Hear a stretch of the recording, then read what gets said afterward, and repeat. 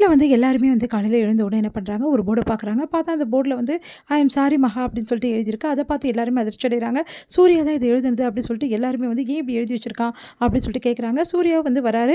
அவர்கிட்ட கேட்குறாங்க, ஐயோ! யார் இது எழுதுனது அப்படின்னு சொல்லிட்டு பார்க்குறாங்க. பார்த்தா மகா ஐ அம் சாரியா? அப்போ அப்போ நான் தான் எழுதுனேனா?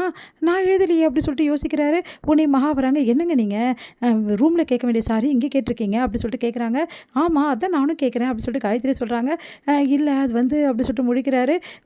சரிங்க. ஏன் இப்படிலாம் பண்றீங்க? நான் தான் உங்கள மன்னிச்சுட்டேன்ல. அதுக்கப்புறம் என்ன அப்படின்னோனே, அப்படியே பார்த்து முறைக்கிறாரு. உடனே வந்து செம்ம டென்ஷனா இருக்கு. ராஜலட்சுமி பார்த்து டென்ஷன் ஆயிடுறாங்க.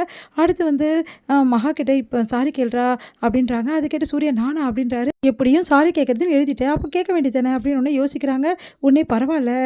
எல்லார் முன்னாடியும் கேட்கறதுக்கு ஒரு மாதிரி இருக்கும்ல. அப்புறம் ஏன் எழுதி வச்சான்? தெரியாம எழுதிட்டாரு விடுங்க. நான் என் புருஷன் வந்து எல்லார் முன்னாடி சாரி கேட்கறது எனக்கு பிடிக்கல. நான் எதுவா இருந்தாலும் நம்ம ரூம்ல பேசிக்கலாம் வாங்கங்கன்னு கூட்டின்னு போறாங்க. இத பார்த்து ராஜலட்சுமி வந்து ரொம்ப டென்ஷன் ஆகி அப்படியே பார்த்துட்டே இருக்காங்க. எல்லாருமே சந்தோஷப்படுறாங்க. இவங்க 2 பேரும் மறுபடியும் அந்யோன்யம் ஆயிட்டாங்க அப்படின்னு சொல்லிட்டு, அடுத்து வந்து ஏன் மகா இப்படிலாம் பண்ற? எல்லார் முன்னாடி என்ன நினைப்பாங்க எல்லாரும் அப்படின்னா, எல்லாரும் என்ன நினைப்பாங்களா? தாத்தா என்ன பண்ணாரு பார்த்தீங்களா? அவ்வளோ சந்தோஷப்பட்டுட்டு இருந்தாரு. நம்ம 2 பேரும் சந்தோஷமா வாழணும் தானே அவர் நினைக்கிறாரு. அதுக்காக தான் இந்த ட்ராமா போட்டேன் போதுமா?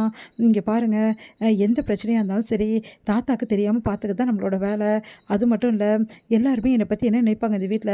நான் வந்து எதுக்காக இருக்கேன்ற மாதிரி ஆயிடுச்சு. அதனால உங்க பொண்டாட்டின்ற அங்கீகாரம் எனக்கு கிடைக்கணும்னா, கண்டிப்பா இதெல்லாம் நான் செஞ்சு தான் ஆவணும். இதெல்லாம் ஒரு ட்ராமா தாங்க. மத்தபடி வந்து இது நல்லதுக்காக தான் நான் செய்றேன். அதுவும் தாத்தா சந்தோஷமா இருக்க தான் செய்றேன் அப்படின்ற மாரி சொல்லிட்டு போயிடுறாங்க. உடனே யோசிக்கிறாரு சூர்யா, இன்னும் என்னென்ன ட்ராமா போட போறாளோ தெரியலையே! இந்த மாரி பண்ணிட்டு இருக்காளே அப்படின்னு. ஐஸ்வர்யாவோட ஃப்ரெண்ட் வந்து கௌதம் கிட்ட புலம்புறாரு. இந்த மாரி ஐஸ்வர்யா வந்து என்ன மிரட்டினா, அவ வந்து நான் என்ன மிரட்டினாலும் அவ பண்ணியே மாட்டேங்கிறா. என்ன போலீஸ் கிட்ட மாட்டி விடுவேன்னு சொல்றா அப்படின்னோனே, ஓ! அந்த அளவு போயிட்டாளா அவ? அதெல்லாம் மாட்டி விட மாட்டா. நான் சொல்ற மாரி செய்யி அப்படி சொல்லிட்டு, ரொம்ப தப்பா வந்து கிராஃபிக்ஸ் பண்ணி ஐஸ்வர்யா ஃபோட்டோஸ் வந்து அனுப்பு அப்படின்றாரு. அவங்க ஃப்ரெண்டு வந்து முதல்ல மறுக்கிறாரு. அதுக்கப்புறம் வந்து நான் இன்னும் பணம் தரேன் உனக்கு அப்படின்னோனே, சரி ஓகேன்னு சொல்லிட்டு அத அனுப்புறாரு. அத பார்த்து ஐஸ்வர்யா பயங்கரமா டென்ஷன் ஆயிடுறாங்க. இது நான் கிடையவே கிடையாது. இப்படி பண்ணிட்டானேன்னு சொல்லிட்டு தலை மேல கை வச்சுன்னு பயங்கரமா அழறாங்க. அந்த டைம்ல வந்து நம்ம மகா வராங்க. என்ன ஆச்சுன்னோனே, இது நான் இல்ல மகா. ஏன் இப்படிலாம் அவன் பண்ணானே தெரியல. நான் என்ன செய்வேன்? எல்லார் முன்னாடியும் எப்படி வாழ்வேன்? அப்படின்ற மாரி சொல்றாங்க. நீ கவலைப்படாத. இவனையெல்லாம் சும்மா விடவே கூடாது. இவன புடிச்சு குடுக்கலாம் போலீஸ்ல. நீ முதல்ல அவன் வந்து கூப்பிட்டா நான் வரேன்னு சொல்லு அப்படின்னோனே, சரி ஓகேன்னு சொல்லிட்டு ஐஸ்வர்யாவும் வந்து, சரி நீ கூப்பிட்ட இடத்துக்கு நான் வரேன் அப்படின்னு சொல்லிட்டு சொல்றாங்க. அதே மாரி வந்து ஐஸ்வர்யாவும் போறாங்க. ஐஸ்வர்யா கிட்ட வந்து அவங்க ஃப்ரெண்டு வந்து பேசிட்டு இருக்காரு. நான் உன்ன விரும்புறேன். அதனால தான் இப்படிலாம் பண்ணேன் அப்படின்ற மாரி சொல்லிட்டு இருக்காரு.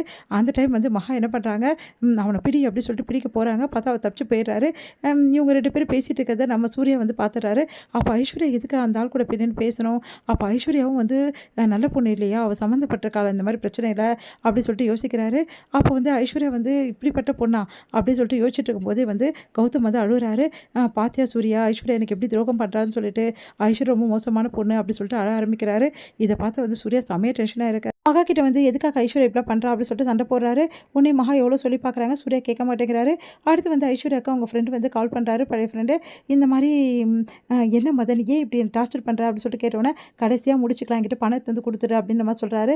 வேற வழி இல்லாம வந்து பணத்த எடுத்துட்டு போய் குடுக்குறாங்க ஐஸ்வர்யா. கௌதம் வந்து இந்த பணம் குடுக்குற விஷயத்த வந்து ரெக்கார்ட் பண்ணி எல்லார் முன்னாடியும் போட்டு காட்டுறாரு. எல்லாருமே அதிர்ச்சி அடையறாங்க.